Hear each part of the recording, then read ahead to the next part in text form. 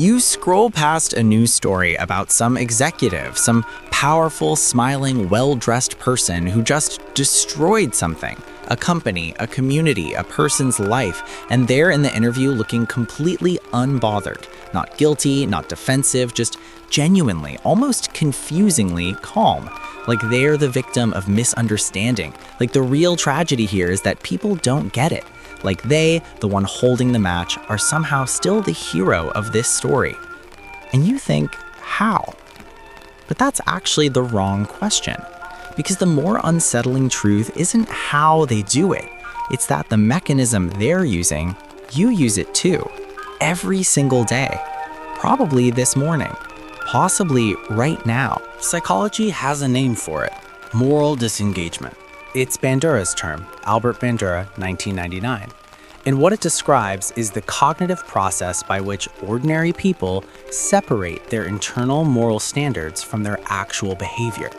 Not by abandoning their morals, by temporarily suspending them, by reframing the situation until the bad thing they did doesn't look bad anymore, even to themselves, especially to themselves. Truly elegant system.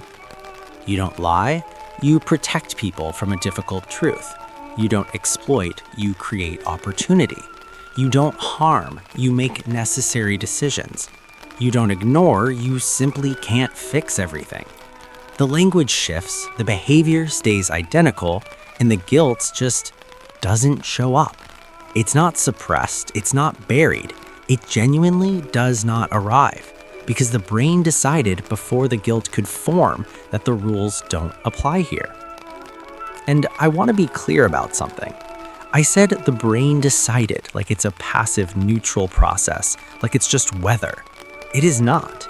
The research is fairly specific that this is motivated. You are doing this. Your mind is working to protect your self-image with real cognitive effort. It just doesn't tell you that it's doing it. Which is almost respectful, honestly. The whole operation runs behind the scenes. You get to stay clean. You get to keep liking yourself. The people currently dismantling public institutions while publicly insisting they're saving them are not, most of them, cackling in private. They believe it. The tech billionaires restructuring democracies while posturing as liberators, the research on self-concept maintenance is unambiguous. They experience themselves as the good guys, the ones who see clearly, the ones everyone else is too naive to understand. And here is where it gets genuinely destabilizing, because Hannah Arendt watched something similar happen at Nuremberg. She expected monsters. She found bureaucrats, ordinary men who had simply reframed. Euphemistic language, what Bandura later called euphemistic labeling, had converted extermination into logistics. The word processing has no moral weight. Neither does optimization. Neither does disruption. The four main enablers of this, if you want the actual architecture, are language euphemisms, the slippery slope of incremental decisions, errors in how we perceive cause and effect, and the way our self-image constrains what we're even willing to see.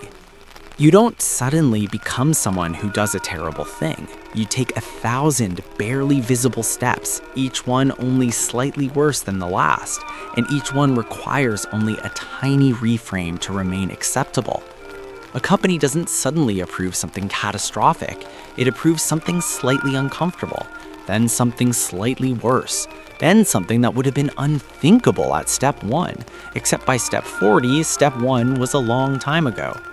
That's the slippery slope, and I'm using that phrase correctly for once, not as a fallacy, but as an actual psychological mechanism documented in organizational ethics research.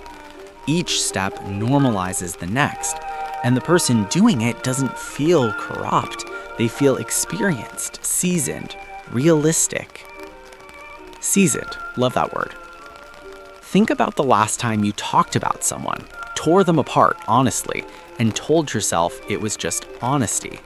Or the last time you didn't intervene in something and decided that wasn't your place. Or the last time you benefited from a system you knew was broken and framed your participation as pragmatism. Or this specific one. The last time you did something unkind and immediately found a reason why the other person's behavior had actually started it. That last one is called displacement of responsibility, and it is so automatic it barely registers as a thought. The research on domestic violence is particularly grim here. Men convicted of violence against intimate partners were found to score higher on self-deception scales, while simultaneously reporting stronger adherence to their own moral beliefs. The more rigidly they believed in their own morality, the more thoroughly they deceived themselves about what they were doing. The moral certainty wasn't a contradiction to the behavior, it was the engine of it. Moral conviction, held without self-scrutiny, is one of the most reliable pathways to harm available to a human being. And this is the thing philosophy keeps circling from Socrates forward. The unexamined life problem isn't about being boring or unreflective. It's about this specific danger. The person most at risk of becoming what they hate is the person who has already decided with full confidence that they could never become it. Because that confidence is the exact condition under which the self-regulatory system goes offline. You don't guard against a threat you've already ruled out. And again, I'm saying you, I mean me. I have done this. Recently, probably. I just don't know which part yet. That's the design. And now we're living in a particularly fertile environment for all of us. Algorithms that only show you your own conclusions. Political identities that sort people into categories so that harm done to them no longer feels like harm done to a full human. Online outrage as a substitute for accountability. An entire attention economy built on the reward of feeling right, which is structurally identical to the reward of moral self-image maintenance. We have built in 2025 and 2026 enormous external infrastructure for internal self-deception. We gave the mechanism a platform and an audience.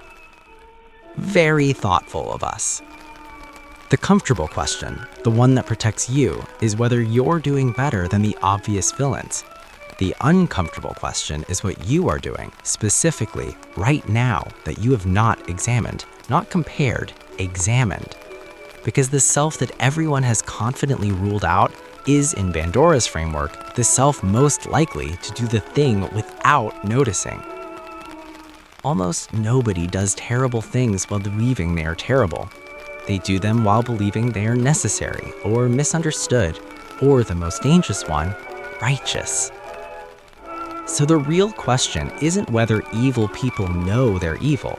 We already know the answer to that. They don't. The question is, what are you absolutely certain about yourself right now that you have never actually tested?